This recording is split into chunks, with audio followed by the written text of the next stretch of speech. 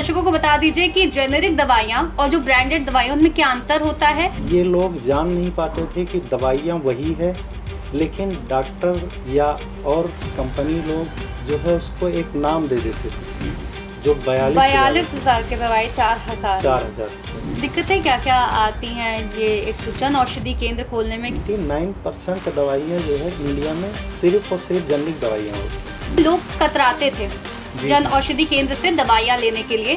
सिप्ला ने उसको उसी यूनिट में मैन्युफैक्चर किया, हमारी दवाइयों को भी उसी यूनिट से मैन्युफैक्चर किया। तो जब यहाँ देती है हमारे पास तो 65 रुपये का है, अपने यहाँ देती है तो 160-70 रुपये का देती है। जो उस प्रोफेशन से जुड़े ही नहीं है वो लोग बताते हैं कि ये सही है या गलत है। जन औषधि की 100% जो दवाइयाँ होती हैं वो GMP सर्टिफाइड कंपनी ही बनाती है। एक बार कोई ले लेगा जन औषधि की दवाइयाँ तो वो कहीं ऐसा नहीं होगा कि वो फिर जा करके दूसरी जगह लेना चाहेगा, वो हमेशा जन औषधि पे आना चाहेगा। क्या कभी आपके साथ ऐसा हुआ है कि आप हॉस्पिटल गए और डॉक्टर ने आपको जो दवाइयाँ लिखी वो आपके बजट से बाहर हो गई और मेडिकल स्टोर के प्राइसेस सुन के आपने दवाई लेने से कतराने लगे? तो आज का ये एपिसोड आपके लिए है। नमस्कार, welcome to C news Bharat podcast. आपके साथ मैं हूं इशिता तिवारी। आज का हमारा एपिसोड बेहद खास है क्योंकि हम बात करने जा रहे हैं एक ऐसी पहल के बारे में जो आम आदमी की सेहत और उसकी जेब दोनों पर ध्यान रखती है। जी हाँ, आज हम चर्चा करेंगे प्रधानमंत्री भारतीय जन औषधि परियोजना की। इस योजना के तहत देश भर में जन औषधि केंद्र स्थापित किए गए हैं जहां लोगों को सस्ती और गुणवत्तापूर्ण जेनेरिक दवाइयां उपलब्ध कराई जाती हैं। हालांकि लोग इस योजना के बारे में जानते भी हैं और इन केंद्रों से दवाइयां भी लेते हैं, लेकिन इसके बावजूद इस परियोजना की पहुंच अभी भी आम जनता तक पूरी तरह नहीं बन पाई है। खासकर ग्रामीण क्षेत्रों में इसकी स्थिति चिंताजनक है, जबकि देश की लगभग 60% आबादी गांव में रहती है जहां जन औषधि केंद्रों की संख्या अभी भी बेहद सीमित है।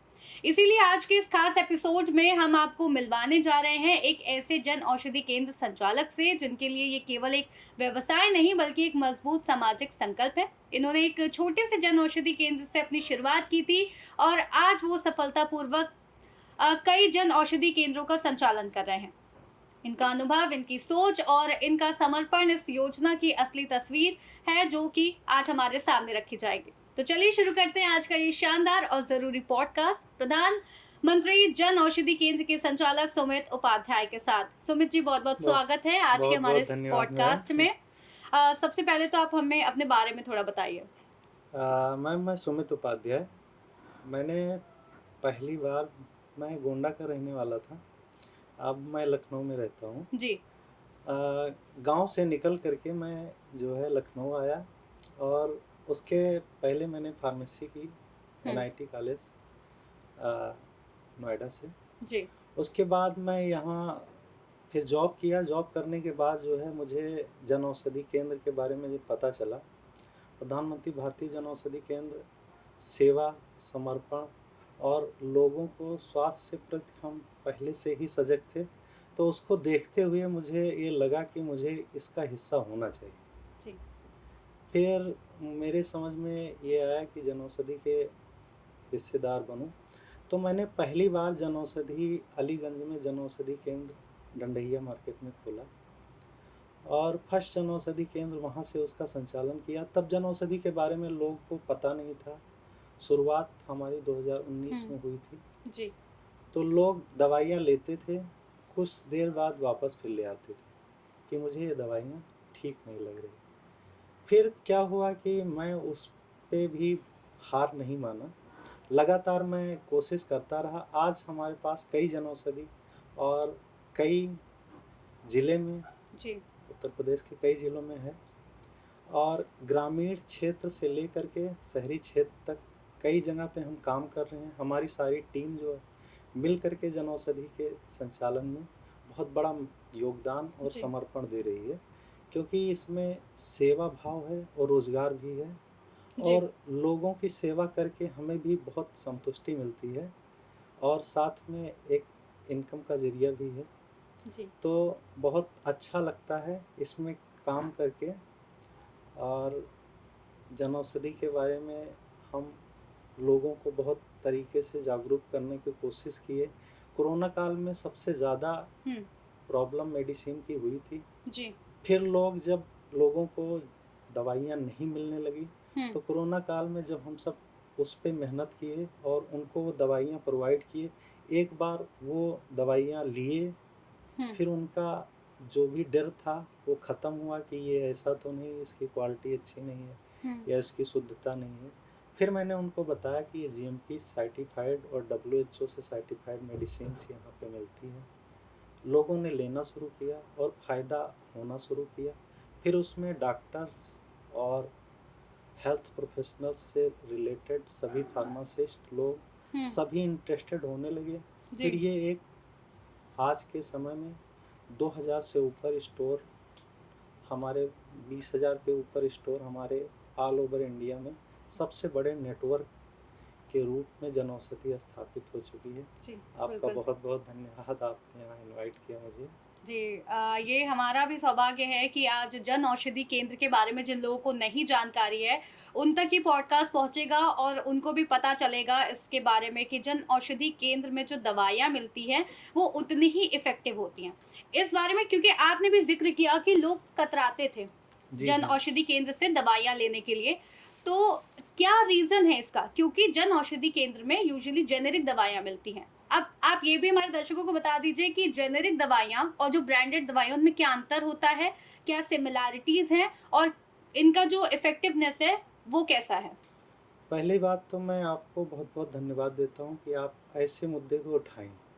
वैसे मैं जनऔषधि के बारे में कुछ बता दूँ, जी, बिल्कुल। क्योंकि जनऔषधि केंद्र प्रधानमंत्री जी की एक सोच थी हुँ, कि लोगों को हर एक फ़ील्ड में हम सरलता देते जा रहे हैं, तो दवाइयों के मामले में बहुत बड़ा करेक्शन था, बहुत बड़ा कालाबाज़ारी थी। हुँ, क्योंकि ये लोग जान नहीं पाते थे कि दवाइयाँ वही है, लेकिन डॉक्टर या और कंपनी लोग जो है उसको एक नाम दे देते थे।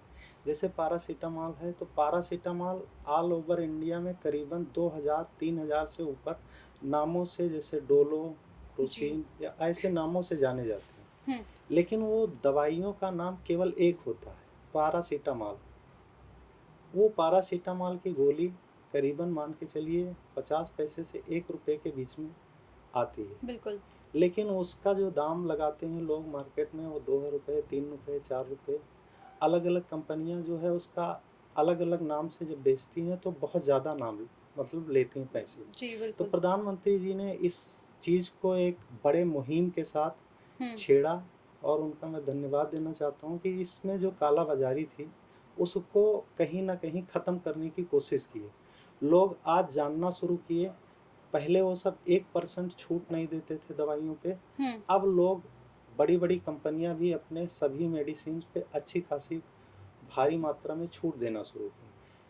हम छोटी-सी बात बताना चाहते हैं कि जी। दवाइयाँ, ब्रांडेड दवाइयाँ और मतलब पेटेंट और जेनरिक हुँ, 2 दवाइयों में कोई ज़्यादा मतलब फ़र्क होता है। जैसे पेटेंट हुआ तो फर्स्ट टाइम कोई भी, चाहे प्रोसेस हो हुँ, या कोई मेडिसिन की डिस्कवरी हो, तो हुँ, फर्स्ट टाइम जब कोई सॉल्ट आता है, जी। तो उसका पेटेंट लिया जाता है कि इतने साल में इस दवाइयों के लिए इतने खर्चे आए हुए हैं, हुँ, तो इसकी लागत निकालने के लिए सरकार या मतलब संस्था हमें किसी तरीके से योगदान दे कि जिससे उसका खर्चा निकल सके, तो उसके लिए उसका पेटेंट हो जाता है। हुँ, तो उतने दिन के बाद उसका पेटेंट जब समाप्त होता है, तो वो सभी दवाइयाँ जेनरिक दवाइयाँ हो जाती हैं।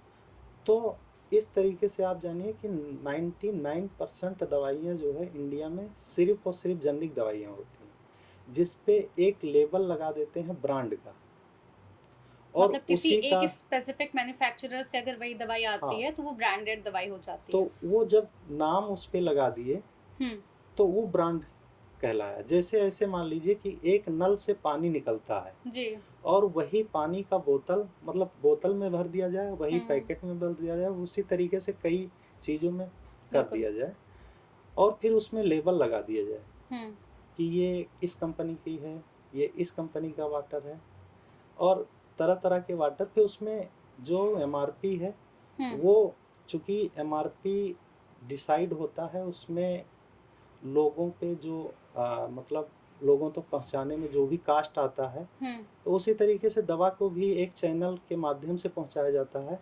जैसे एक बियर हाउस के बाद में डिस्ट्रीब्यूटर, डिस्ट्रीब्यूटर के बाद में रिटेलर तक पहुंचता है, तो उसमें कई लोग इन्वॉल्व हो जाते हैं। मिडिलमैन आते हैं हाँ, बीच में। और फिर उसमें डॉक्टर भी, तो कई लोग इन्वॉल्व होते हैं, तो उसका दाम बढ़ जाता है और जी। तरह तरह के प्रमोशन देते हैं, तो वो सभी कास्ट जो है उसका समस्त खर्चा जो है आम लोगों के जीवन पे आता है।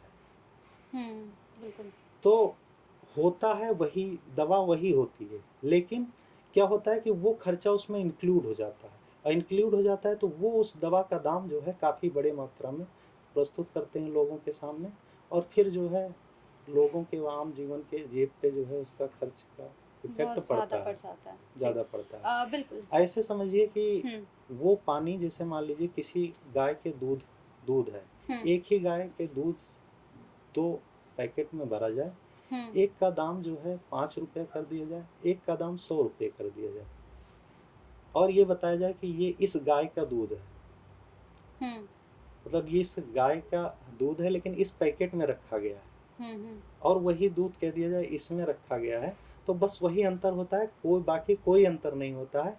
लोगों को जानने या जागरूकता की कमी होती है, बाकी उसमें कोई अंतर नहीं होता। जेनरिक दवाइयाँ, सारी दवाइयाँ लगभग 99% दवाइयाँ हमारे इंडिया में सभी जेनरिक हैं, लेकिन लोगों के जागरूकता की कमी की वजह से वो जान नहीं पाते हैं, और उसको जो है ब्रांड के नाम से या एक लेबल लगा देते हैं नाम का, उसके नाम से जब बेचते हैं तो उसको ब्रांड बता देते हैं और वो जो है महंगा कर देते हैं।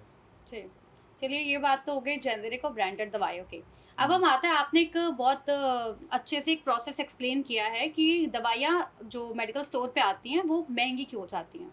अब ये बताइए कि जन औषधि केंद्र पर जो दवाइयाँ उपलब्ध होती हैं, वो कहीं न कहीं मार्केट से आधे दामों पर मिलती हैं। क्योंकि मैं भी हॉस्पिटल गई हूँ तो मेरे साथ भी ऐसा हुआ है। मैंने खुद देखा है कि जो दवाई मुझे 140 की मिल रही थी, वो मुझे 72 रुपए की दवाई पड़ी है। That is a huge difference, मतलब 50% का जो डिफरेंस है। तो क्या प्रोसेस होता है जन औषधि केंद्र तक दवाइयाँ जहाँ पे बनती हैं, वहाँ से जन औषधि केंद्र तक, कि वो इतनी सस्ती होती हैं? मैम, इसमें क्या होता है कि कोई भी कंपनी जब जनऔषधि की दवाइयाँ बनाती है, हुँ, तो वो डायरेक्ट जो है जनऔषधि के बियर हाउस में आ गई, बियर हाउस से डायरेक्टली हमारे सबके पास आ गई, और उसका एक रेट फिक्स कर दी सरकार ने कि इतने रुपए का ये है, तो उस पे एमआरपी भी उतनी ही पड़ी होती है। तो एक तरीके से समझिए जो बीच में मिडिल मैन जो कमाता था वो पैसा उसमें नहीं लगता।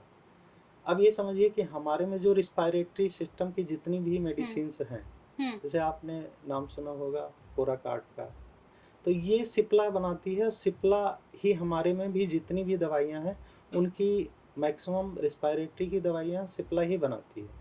तो सिप्ला ने एक जो पोराकार्ट 200 अपना देता है, वो हुँ, करीबन 280-80 रुपए के आसपास देता है, लेकिन हमारे में वही जो है 65 रुपए का आता है, वही पोराकार्ट। तो आप बहुत बड़ा समझिए, डिफरेंस है ये। हाँ, सिप्ला ने उसको उसी यूनिट में मैन्युफैक्चर किया, हमारी दवाइयों को भी उसी यूनिट से मैन्युफैक्चर किया।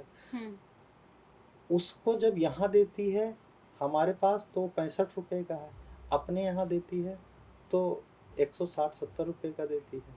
तो आप समझिए कि उसका पैसा क्या दोनों अलग-अलग थोड़ी बने हैं, बने तो एक ही कंपनी के हैं, हुँ, एक ही जगह से निकल के आए हैं।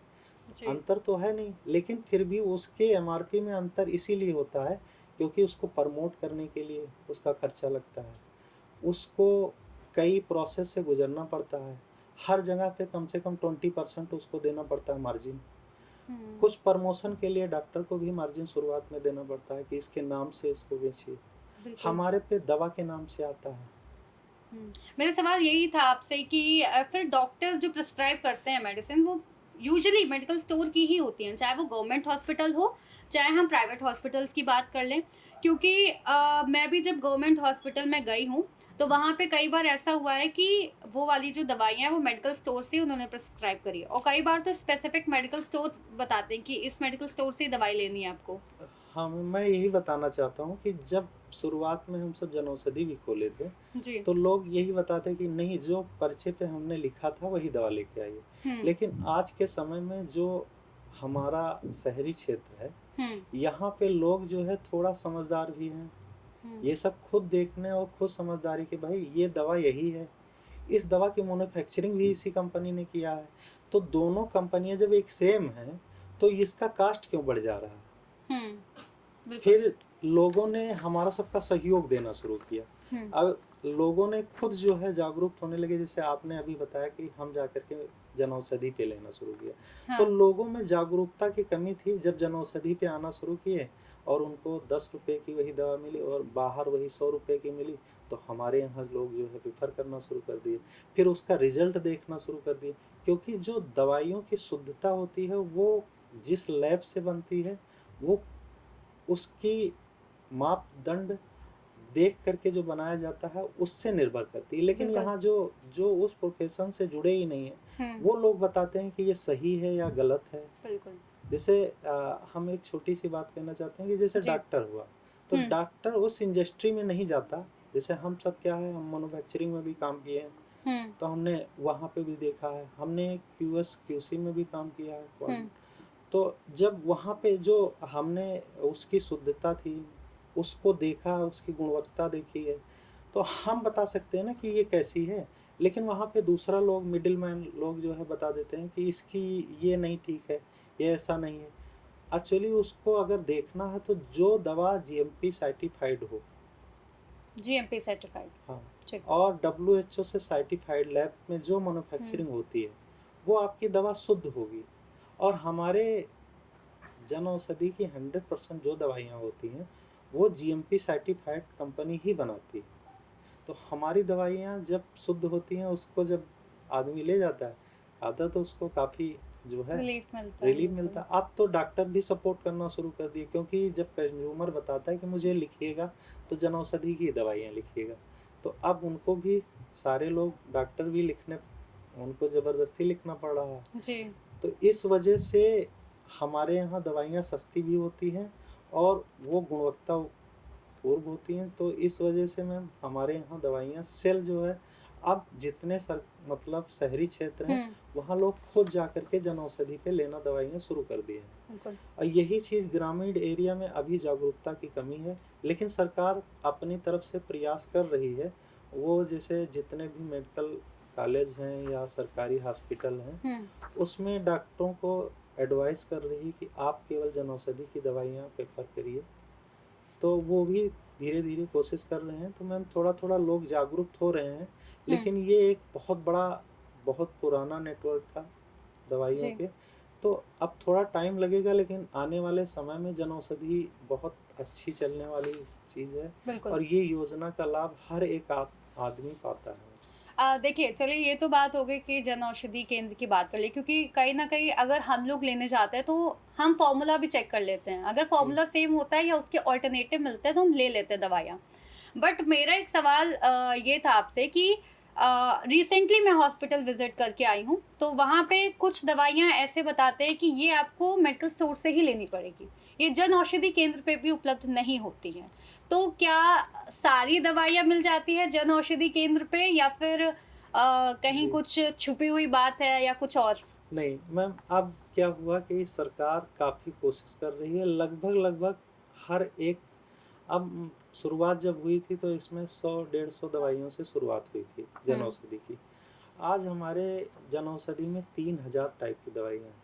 तो हुँ, लगभग-लगभग आप मान के चलिए कि शायद 2-1% छोड़ दिया जाए, हुँ, तो 90% मान के चलिए, आप 10% निकाल दीजिए, तो 90% तक की दवाइयाँ हमारे जनऔषधि में मिलना शुरू कर दी हैं। जी, तो ये कोई डॉक्टर कह दे कि ये नहीं, जो कि नॉर्मल, वो एक क्रिटिकल डिजीज़ होते हैं, उनकी दवाइयाँ नहीं है, बाकी नॉर्मल जितने हैं, वो हमारे जनऔषधि पे मिलती हैं। और हम सभी लोगों को ये बताना चाहेंगे कि जनऔषधि पे जाकर के जनऔषधि की दवाइयाँ ज़रूर लें, मिलेगी, सब दवाइयाँ मिलेगी। जी। बिल्कुल, मैं अपने दर्शकों से भी यही बताना चाहूँगी कि अगर आप मेडिकल स्टोर पे जाते हैं, कोई दवाई आप मेडिकल स्टोर से ना खरीद के जनऔषधि केंद्र से लेते हैं और आपको ये कन्फ्यूज़न है कि ये दवाई सही है कि नहीं, तो आप अपने डॉक्टर से ज़रूर कंसल्ट कीजिए। 99% में वो आपको मना नहीं हाँ, करेंगे। बिल्कुल नहीं मना जी। करेगा।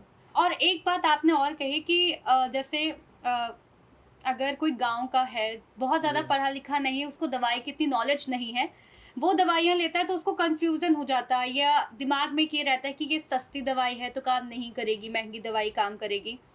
तो उन लोगों के साथ बहुत दिक्कतें आती हैं उनको समझा पाना। आपके लिए कितना मुश्किल रहता है कि लोगों को जन औषधि केंद्र के बारे में समझा पाना कि ये दवाई एक्चुअल में रियल है? मैम ये बहुत ज़्यादा इस चीज़ पे हम सभी लोग जो है इस चीज़ में काफ़ी संघर्ष किए। हुँ, लोगों को बताना शुरू किए कि आप देखिए इसका और इसका दोनों का जो फ़ॉर्मूला है, हुँ, वो सेम है कि नहीं? आप देखिए क्योंकि अब आप नेट में कभी भी सर्च करेंगे, तो वो दवा खुल के निकल के आ जाएगी। बिल्कुल। अगर आप पढ़े-लिखे हैं, कुछ जानते हैं, तो हुँ, फ़ॉर्मूले नीचे में लिखे रहते हैं, जी, कंटेंट उसके नीचे लिखे रहते हैं। तो जो मेन एक्टिव कॉन्स्टिट्यूएंट होते हैं, वो आप देख कर के आप उसको ले सकती हैं और जब आप लेंगी, तो जो दवा वो असर करेगी, वही दवा ये भी असर करेगी। लोग शुरू में हिचकिचाते हैं, हुँ, लेकिन जब लोगों के पास जैसे एक बार कोई ले लेगा जनऔषधि की दवाइयाँ, तो वो कहीं ऐसा नहीं होगा कि वो फिर जा कर के दूसरी जगह लेना चाहेगा। वो बिल्कुल, हमेशा जनऔषधि पे आना चाहेगा क्योंकि उसकी गुणवत्ता भी बहुत अच्छी है और उसका इफ़ेक्ट बहुत अच्छा है। एग्री। हाँ, तो इस वजह से आप भी या कोई भी हर कोई शुरू में एक बार झिझक करता है, थोड़ा-सा कि पता नहीं कैसा हो।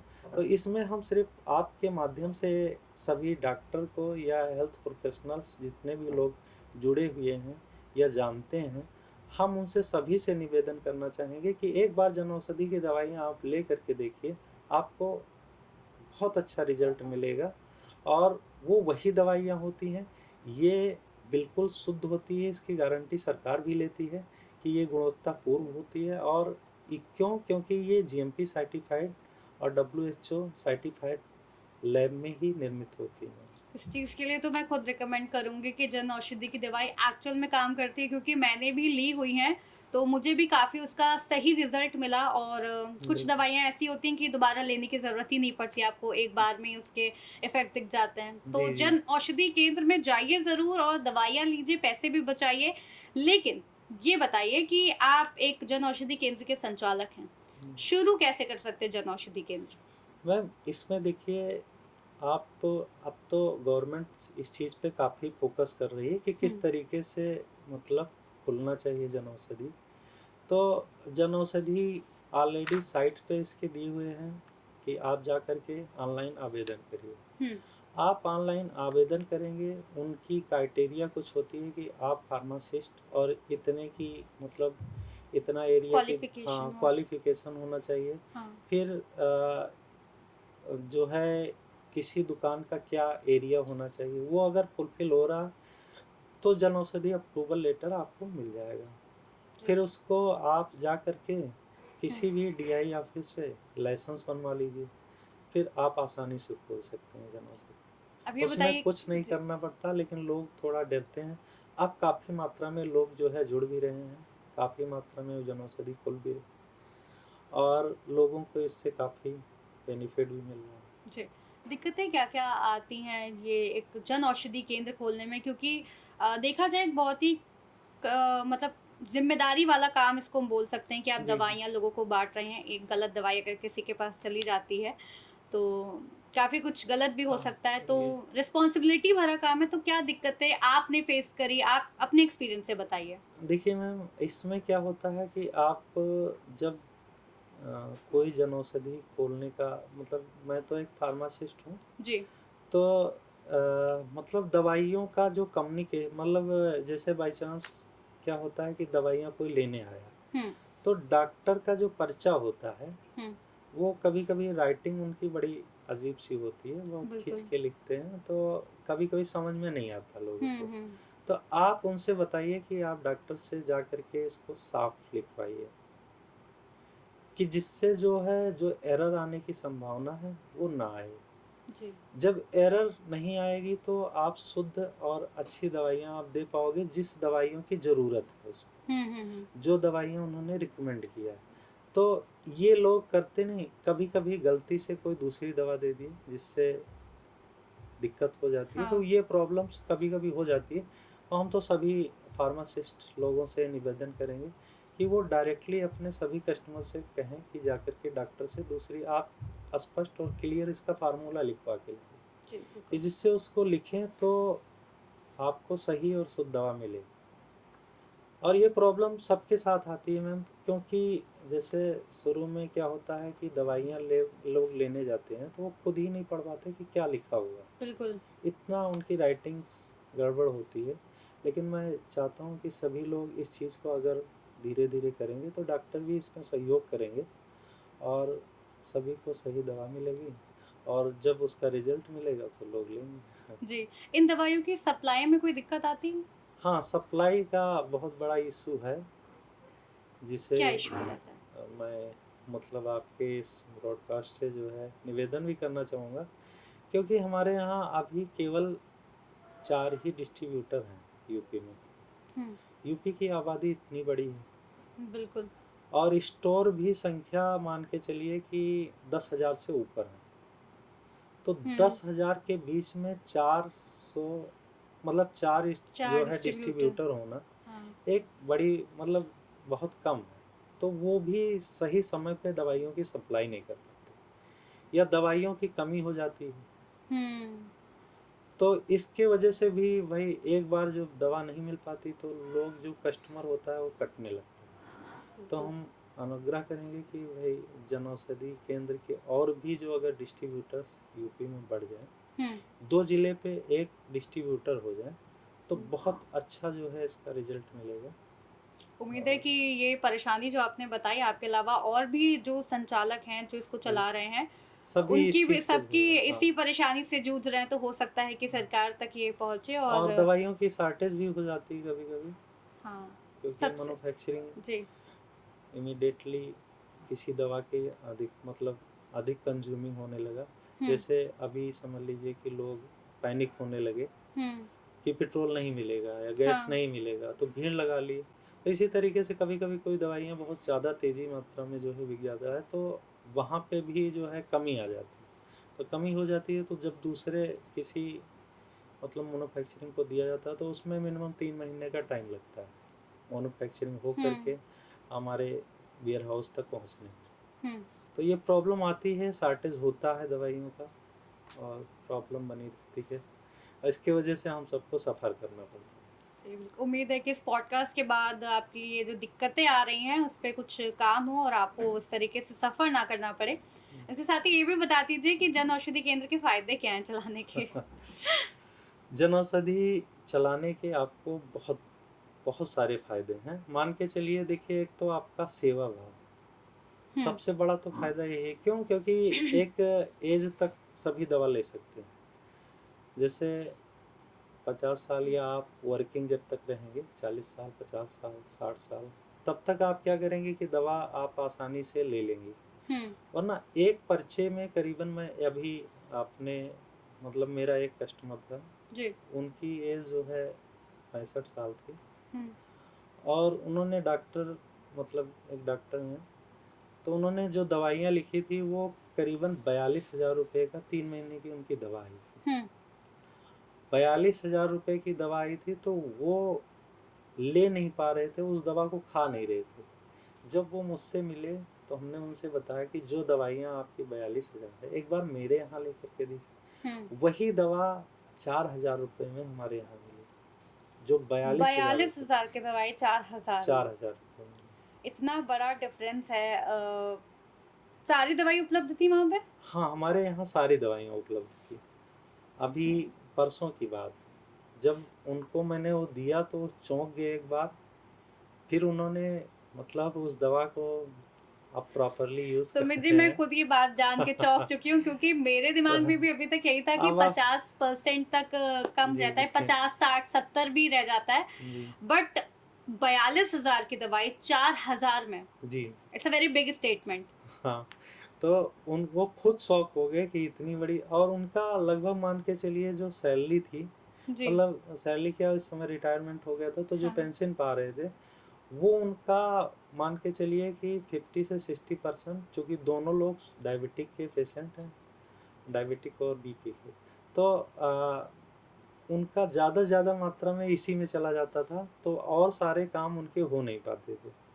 जब से मैंने उनको दिया, वो हमसे ले रहे हैं प्रॉपर, और उन्होंने काफ़ी लोगों को रिकमेंड किया। जी।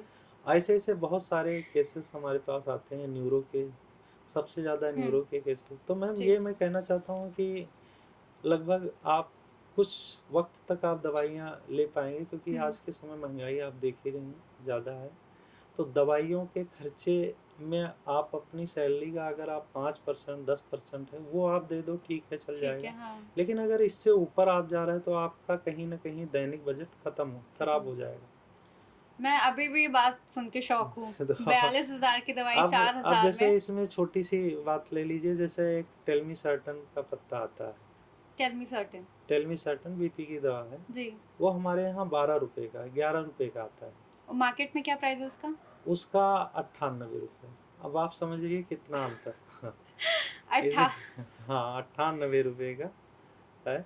और इसी तरीके से आप मतलब जो कॉमन है, अब जैसे मेटफॉर्मिन, ग्लिमिप्राइड, वो एक दवा हमारे यहाँ ₹16 का आता है। जी, वही मार्केट में कोई लेने जाता है, तो उस दवा का दाम ₹98 है। 98, और कई-कई कंपनियों का 100, 150, इस तरीके से।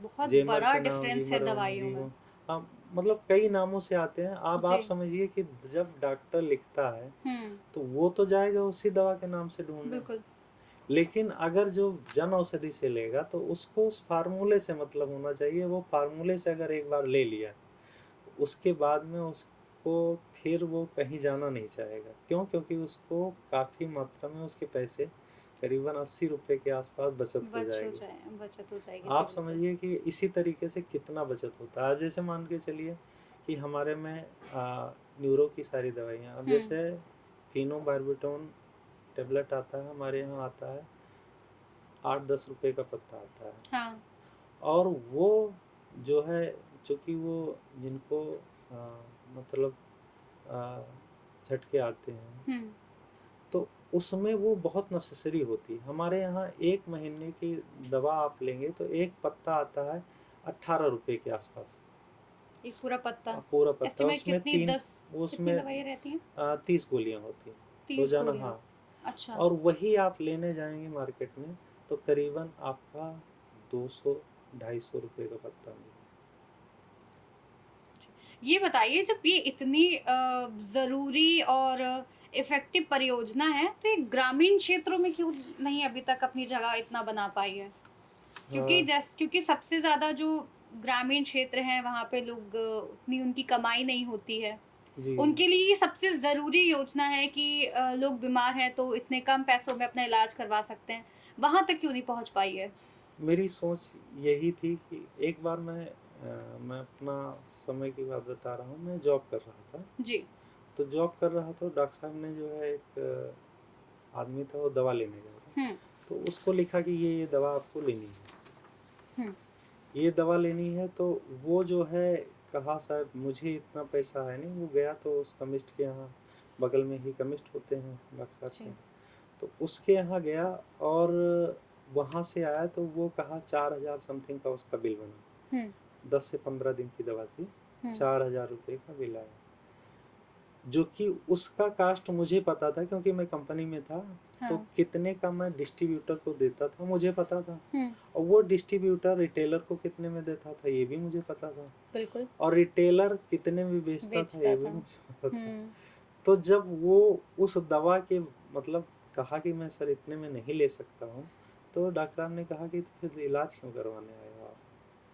इसको सुन कर के मैं शॉक हुआ। मैं कंपनी वहीं से छोड़ने का मेरा मन बन गया कि अब मैं प्रधानमंत्री जनऔषधि के साथ जुड़ूँगा, और या कोई ऐसी स्कीम रहेगी कि जिसके साथ जुड़ूँगा, हुँ, लोगों के जनमानस तक मैं उस दवाई मतलब दवाइयों के बारे में पहुँचाऊँगा, उन तक अपनी बातों को रखूँगा, और जिसके दवाइयों की वजह से अगर किसी की जान जा रही है, तो वो ना जाने पाए। ये बिल्कुल। मुहिम ले करके ही मैं जनऔषधि के इसमें फ़ील्ड में उतरा था।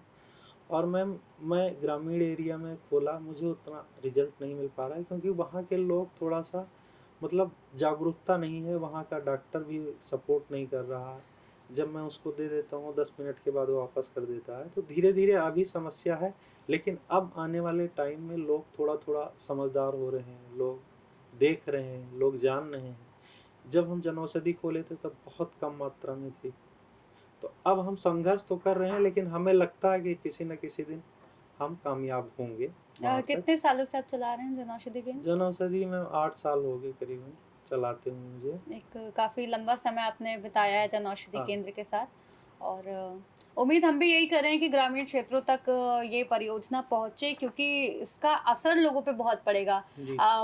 फाइनेंशियली तो पड़ेगा, इमोशनली भी पड़ेगा। प्रधानमंत्री जी ने भी यही सोच करके इस चीज़ को काफ़ी प्रमोट भी कर रहे हैं। जी। मैं ये चीज़ कहना चाहूँगा कि अगर इस चीज़ में गवर्नमेंट थोड़ा-सा जो है अगर सहयोग कर दे, हुँ, कि जो वहाँ का संचालक है उसको एक, जो ग्रामीण एरिया का संचालक है, हाँ। उसको एक इंसेंटिव कुछ रुपए देना शुरू कर दे, तो उससे बहुत बड़ा सहयोग मिलेगा।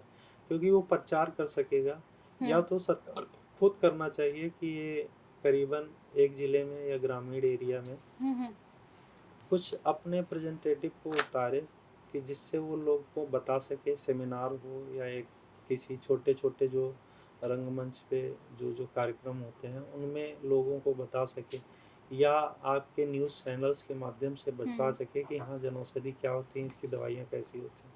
इस चीज़ पे काम करे तो बहुत अच्छा रिज़ल्ट आएगा और लोग लेना शुरू कर देंगे। कहीं न कहीं हाँ, जनऔषधि क्योंकि केंद्र। शुरुआत में जब हम यहाँ भी शुरू किए थे लखनऊ में, तो यहाँ के लोग भी उसी तरीके से थे। यहाँ के लोग भी लेना नहीं चाहते थे। लेकिन अब जो है उनकी ये परेशानी दूर हो गई। अब ज़्यादा से ज़्यादा लोग मात्रा में लोग आते हैं, लेके जाते हैं। उनको कोई परेशानी नहीं होती। तो आपका कहने का मतलब है कि मार्केटिंग की कमी होने की वजह से कहीं न कहीं लोगों तक इफ़ेक्ट हाँ, ये पड़ता है। नहीं पहुँच पा रहा है। नहीं पहुँच रहा है। सरकार किस तरीके से कुछ तो सहायता करती होगी सरकार इसमें? हाँ, सहायता कर रही है, इंसेंटिव दे रही है, लेकिन ग्रामीण एरिया पे चूँकि एक कार्यक्रम करवाने की ज़रूरत है, चाहे वो किसी माध्यम से करवाए, और या वहाँ के संचालक, हुँ, तो संचालक में आने में हो सकता है कि वो पैसा खा सकता है। हुँ, तो अगर सरकार अपने माध्यम से उस चीज़ पे फ़ोकस करे हुँ। ग्रामीण एरिया में, तो लोग थोड़ा जागरूक होंगे, और जागरूक होंगे तो उसमें काफ़ी ज़्यादा जो है लेना शुरू करेंगे। प्रमोट करें कि अगर कोई बाई चांस ग्रामीण एरिया में कोई दुकान है, तो उस पे प्रॉपर सारा फ़ोकस करें। तो मुझे अ, लगता है कि बहुत अच्छा इफ़ेक्ट पड़ेगा। चलिए मेरा आखिरी सवाल आपसे कि अगर जो लोग जो हमारे दर्शक हैं, अगर उनका मन बन चुका है जन औषधि केंद्र खोलने का, तो उनके लिए कोई राय, कोई सलाह आप देना चाहेंगे? हम चाहेंगे कि सभी लोग इस चीज़ में कोशिश करें, क्योंकि ये एक तरीके से सेवा भाव है। हुँ, लोगों को मतलब इससे काफ़ी मदद मिलेगी दवाइयों के माध्यम से लेने में। तो मैं ये चाहूँगा कि इस पे ऑनलाइन पोर्टल पे जा कर के आवेदन करें। आवेदन करने के बाद में वो खोल सकते हैं, बहुत आसान है। किन चीज़ों का ख़ास तौर पर ध्यान रखना चाहिए जन औषधि केंद्र खोलने में? बस जनऔषधि में अगर कोई इस प्रोफ़ेशन में है, तो वो ज़्यादा, हम तो चाहेंगे कि वही इसमें आए, हुँ, क्योंकि उसको समझाना पड़ेगा, हुँ, और एक प्रोफ़ेशनल जो फार्मासिस्ट है, उसको नियुक्त करें वहाँ पे, क्योंकि उसके माध्यम से ही ज़्यादा से ज़्यादा मात्रा में लोगों को पता चलेगा। और जो वहाँ के जितने डॉक्टर हों ग्रामीण एरिया के या हुँ, कहीं भी, तो ये भी थोड़ा-सा अगर इस चीज़ में बताएँ कि जनऔषधि की दवाइयाँ वही होती है जो आप आम दुकानों पे लेते हैं, हुँ। तो लोगों तक एक बड़ा अच्छा मैसेज जाएगा, और लोग कहीं न कहीं इस चीज़ पे जो है अपना इंटरेस्ट दिखाएँगे। बहुत-बहुत शुक्रिया तो सुमित जी, थैंक आपका ये बहुत ही ज़्यादा ज़रूरी जानकारी हमारे साथ साझा करने के लिए। तो आज के इस पॉडकास्ट और ख़ासकर ज़रूरी पॉडकास्ट में आपने प्रधानमंत्री भारतीय जन औषधि परियोजना से जुड़े सारे सवालों का जवाब हो सकता है आपको मिल गया होगा। आप समझ भी गए होंगे कि प्रधानमंत्री भारतीय जन औषधि केंद्र हमारे लिए कितना लाभकारी है। तो इस पॉडकास्ट में फ़िलहाल के लिए बस इतना ही, बाकी आप देखते रहिए सी न्यूज़ भारत और ऐसे ही तमाम पॉडकास्ट जानकारियाँ आपके लिए लाते रहेंगे। बने रहिए सी न्यूज़ भारत के साथ।